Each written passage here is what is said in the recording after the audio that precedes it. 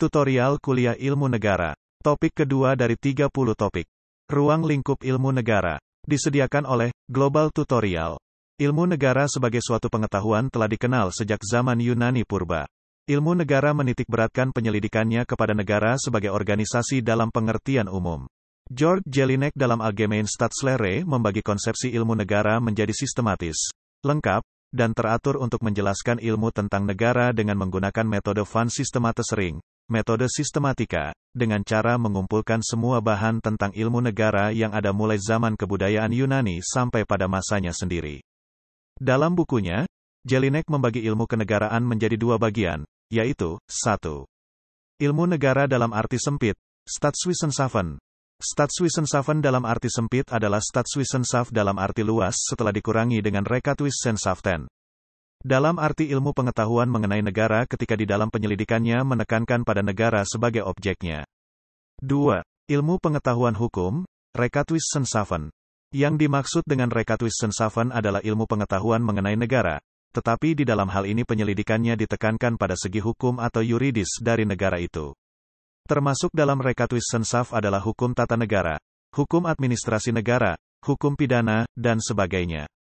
Hal yang penting dalam pembagian Jelinek bagi ilmu negara adalah bagian yang pertama, yaitu ilmu kenegaraan dalam arti sempit. Kemudian Staatswissenschaft, dalam pengertian yang sempit, ini dibagi lagi ke dalam 3 bagian, yaitu, 1. Beschreibende Staatswissenschaft, ilmu pengetahuan yang melukiskan atau menceritakan tentang negara yaitu melukiskan hal unsur-unsur negara, aspek-aspek negara dan belum disistematisasi. Segala bahan-bahan yang menggambarkan tentang suatu negara tertentu atau negara pada umumnya, atau diberi nama lain Staatenkunde. Sifat ilmu kenegaraan ini adalah deskriptif yang hanya menggambarkan dan menceritakan peristiwa-peristiwa yang terjadi dalam hubungan dengan negara. 2. Theoretische Staatswissenschaft. Ilmu kenegaraan ini dapat dikatakan melanjutkan kajian terhadap bahan-bahan yang dikumpulkan dan diidentifikasi oleh Beschreibende Staatswissenschaft dengan mengadakan analisis dan memilah mana yang mempunyai ciri-ciri khusus. Theorische Staatswissenschaft melakukan penyusunan atas hasil-hasil penyelidikan dalam satu kesatuan yang teratur dan sistematis. Inilah ilmu kenegaraan yang sesungguhnya merupakan ilmu pengetahuan teoritis tentang negara. Jadi, Theorische Staatswissenschaft mengambil bahan-bahan dari Beschreibende Staatswissenschaft. Contohnya sosiologi mengambil bahan-bahan dari sosiografi suatu gejala masyarakat tertentu. Jadi, tidak mengenai seluruh lapangan ilmu. Bahan-bahan yang telah dikumpulkan tadi diolah, dianalisis, mana yang sama digolongkan, yang berbeda dipisahkan lalu diletakkan dalam suatu sistematika untuk dicari pengertian-pengertian pokok dan sendi-sendi pokok.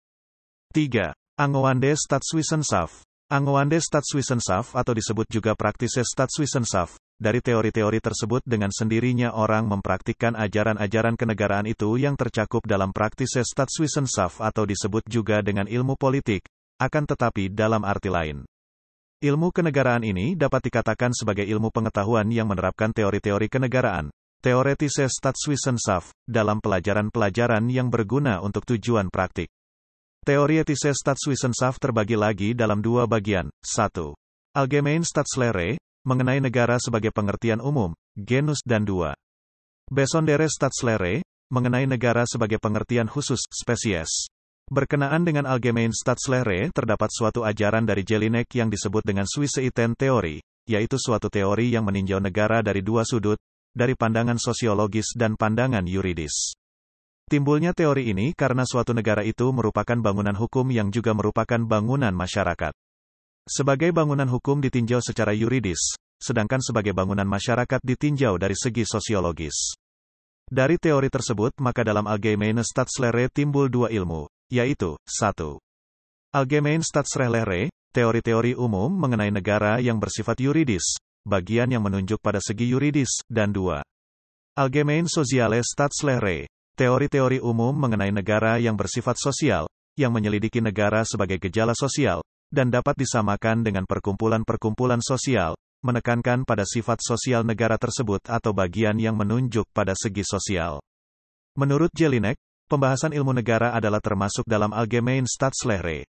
Allgemeine Soziale Staatslehre membahas mengenai teori sifat hakikat negara, teori mengenai pembenaran kekuasaan negara, teori terjadinya negara, teori tipe negara menurut tujuannya, dan teori tipe negara menurut sejarahnya. Selain itu, bagian Allgemeine Staatslehre membahas mengenai teori kedaulatan, teori unsur-unsur negara, teori fungsi negara, teori bentuk negara dan pemerintahan, teori konstitusi, teori alat-alat perlengkapan negara, teori perwakilan, teori sendi-sendi pemerintahan, dan teori kerjasama antar negara. Sementara itu, Besondere Staatslehre, mengenai negara sebagai pengertian khusus, spesies, dibagi dalam 1. Individual Staatslehre. Ini penyelidikannya ditujukan kepada suatu negara yang tertentu, yang konkret, jadi misalnya negara Indonesia, negara Inggris, dan sebagainya. Kemudian dari negara yang tertentu ini yang dipelajari lebih lanjut ialah lembaga-lembaga kenegaraannya, misalnya mempelajari badan perwakilannya, badan pengadilannya, kepala negaranya, dan sebagainya. 2. Spezial Staatslehre. Ini penyelidikannya ditujukan kepada negara dalam pengertian umum, dan kemudian dari negara dalam pengertian yang umum ini yang dipelajari lebih lanjut ialah suatu lembaga kenegaraan yang khusus, spesial, misalnya mempelajari badan perwakilannya.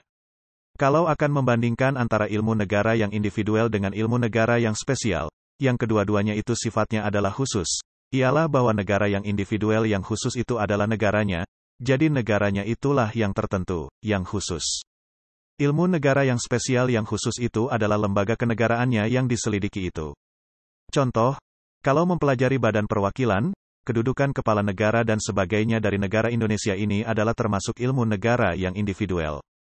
Kalau mempelajari badan perwakilan dari negara-negara Indonesia, Inggris, Amerika Serikat, Swiss, Jerman, dan Jepang, misalnya ini termasuk ilmu negara spesial. Ilmu negara merupakan bagian tidak terpisahkan dari ilmu kenegaraan, Staatswissenschaft, yang kesemuanya berpangkal pada ilmu-ilmu sosial yang memiliki karakter empiris umum berdasarkan pemahaman makna jiwa dari ilmu, Geisteswissenschaft. Secara sederhana tersirat bahwa ilmu negara berpangkal dari filsafat sebagai sumber dari segala ilmu. Namun, ada murid dari Jelinek yang tidak sepakat dengan Jelinek, bahkan ia mendirikan mazhab sendiri yang disebut mazhab Wiener, Austria, yang dipimpin oleh Hans Kelsen. Hans Kelsen tidak sepaham dengan pembagian Jelinek mengenai peninjauan negara dari dua sudut. Menurut Hans Kelsen suatu ilmu pengetahuan harus memiliki syarat sebagai berikut. Faktum der Wissenschaft, mempunyai lapangan ilmu pengetahuan itu sendiri, Emanen der Wissenschaft, mempunyai peninjauan sendiri, dan autonomi der Wissenschaft, mempunyai sifat khusus yang tersendiri. Hans Kelsen berpandangan bahwa sebenarnya negara itu sama dengan hukum atau dengan kata lain negara itu adalah penjelmaan daripada tata hukum. Karena negara merupakan penjelmaan dari tata hukum maka sifat satu-satunya dari peninjauan haruslah semata-mata yuridis saja. Jadi, tidak diperlukan peninjauan secara sosiologis. Hans Kelsen mengatakan bahwa pendapat dari Jelinek itu adalah merupakan syncretismus atau campuran, atau metode campur baur dan ini sebenarnya tidak sesuai dengan syarat-syarat yang dikehendaki oleh ilmu pengetahuan. Hal yang benar adalah metode monisses. Kelsen menyatakan negara sama dengan hukum. Karena negara itu menurut Kelsen merupakan penjelmaan daripada tata hukum dan untuk tata hukum harus diadakan pula tingkatan hukum. Hukum yang lebih rendah dapat dikembalikan ke hukum yang lebih tinggi dan ke tingkat yang tertinggi sehingga dengan demikian dijumpai apa yang disebut Steinbau des Rechts. Hermann Heller berpendapat bahwa apabila berpegangan pada ajaran Kelsen ini maka ilmu negara menurut Kelsen ini terlalu abstrak, tidak konkret, seolah-olah tidak ada sangkut pautnya dengan negara sehingga Heller mengatakan bahwa paham Kelsen itu sebagai suatu ilmu negara tanpa negara, atau dalam bahasa Jerman disebut Staatslehre ohne Staat. Hans Kelsen termasuk mazhab Wiener, dan Hermann Heller termasuk mazhab politik Berlin.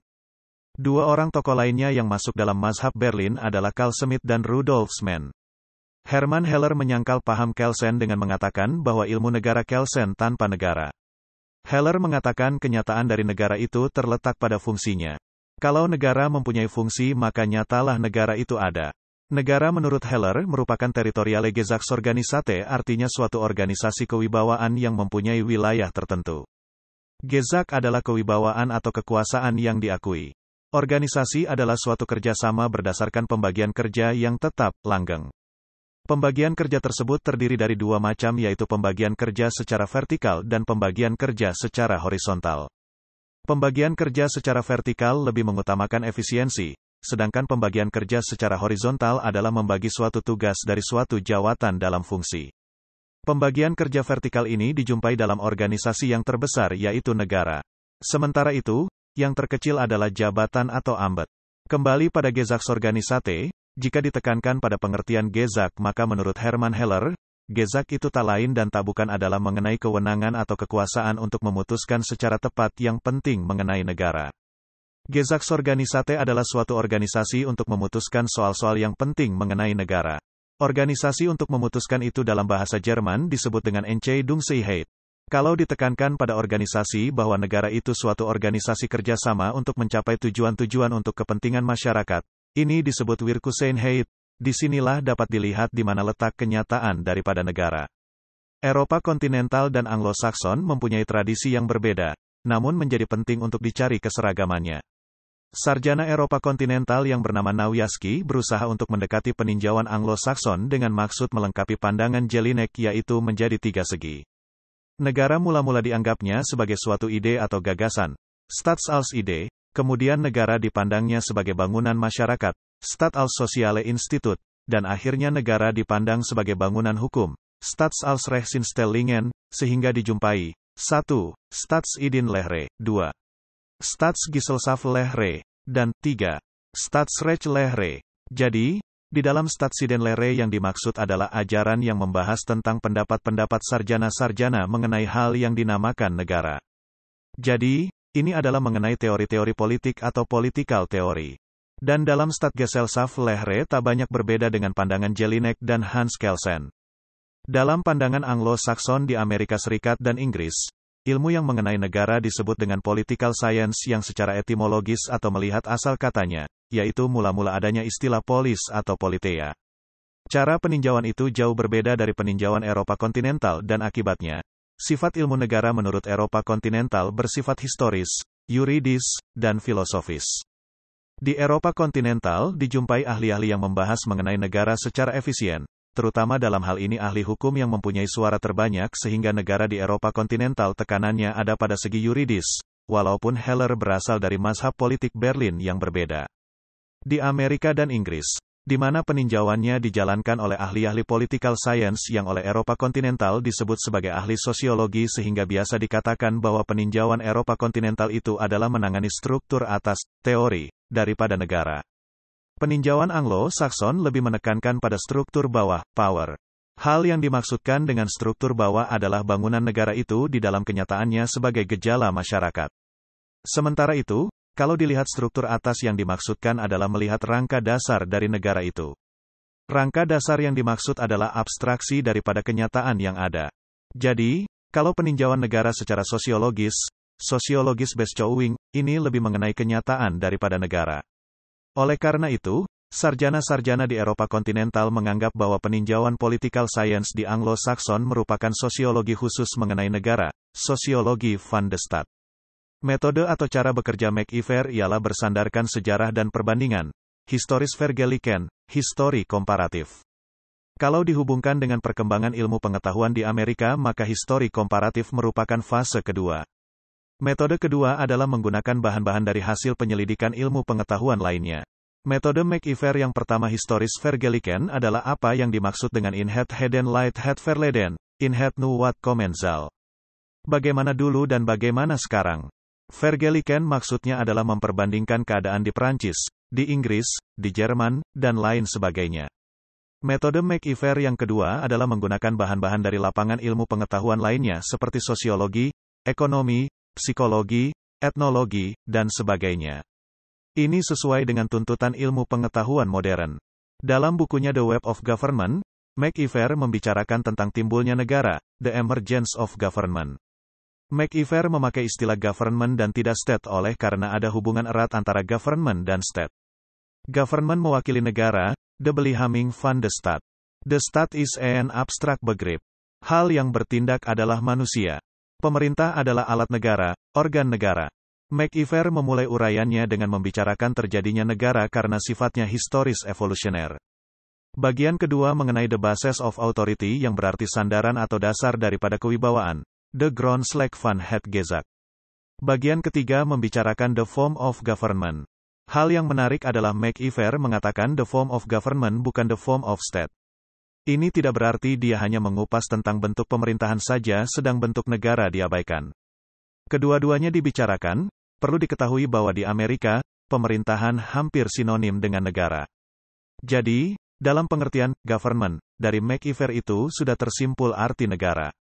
Bentuk negara ialah mengenai negara sebagai ganzit, negara sebagai keseluruhan, negara sebagai kesatuan, negara dilihat dari luar. Ini termasuk Allgemeine Soziale Staatslehre. Bentuk pemerintahan adalah mengenai struktur negara, mengenai Staatsinstellingen, negara dilihat dari dalam. Misalnya cara hubungan pemerintah dengan Dewan Perwakilan Rakyat. Ini termasuk Allgemeine Staatsrechtslehre. Bagian keempat dari The Web of Government adalah The Transformation of Government.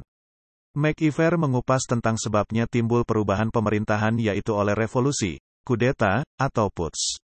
Bagian terakhir dari buku tersebut adalah Transformation of Function mengenai political philosophy. Mengapa McIver membicarakan hal tersebut di bagian akhir? Karena McIver menganggap negara adalah sekunder. Hal yang primer adalah masyarakat. Negara adalah alat masyarakat. The state is an instrument of social man. Demikianlah materi topik kedua tutorial ilmu negara. Channel Global Tutorial dipastikan sangat bermanfaat bagi siapa saja yang ingin menambah wawasan, termasuk mahasiswa perguruan tinggi negeri dan swasta manapun di Indonesia. Video tutorial juga dituturkan dan disubtitelkan agar dapat ditonton, dibaca sambil didengarkan. Jangan khawatir jika belum langsung paham. Untuk pemahaman yang lebih baik, putar dan dengarkan video ini berulang-ulang. Subscribe dan like, agar Anda mendapatkan update tutorial lainnya. Bagikan juga link video ini, agar teman lain juga mendapatkan manfaat channel ini. Sekian dan terima kasih. Sampai jumpa.